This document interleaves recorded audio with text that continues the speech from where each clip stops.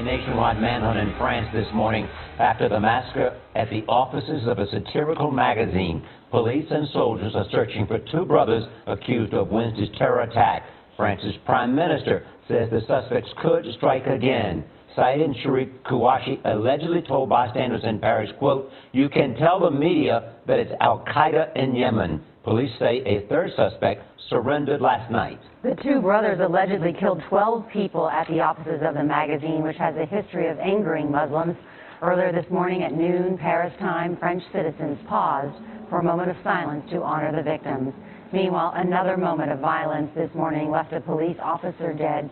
Clarissa Ward is in the suburb of Montrouge, just south of Paris. Clarissa, good morning. Good morning. Well, there is a palpable sense of fear on the streets of Paris after yet another shooting here. The area behind me was swarming with French SWAT teams after two people were shot. And across the city, there's an increased police presence. We've heard helicopters circling overhead. And indeed, this entire country remains on high alert. The bloodshed in Paris continued this morning.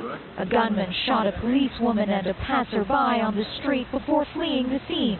The policewoman later died from her injuries. The incident did not appear to be connected to yesterday's massacre at the Charlie Hebdo magazine.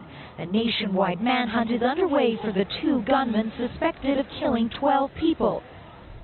Throughout the night, French police carried out raids. 7 were arrested.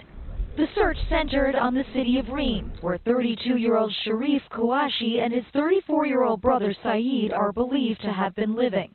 The two men were allegedly identified after one of them left their ID card in the abandoned getaway car. Sharif and Saeed were well known to French authorities.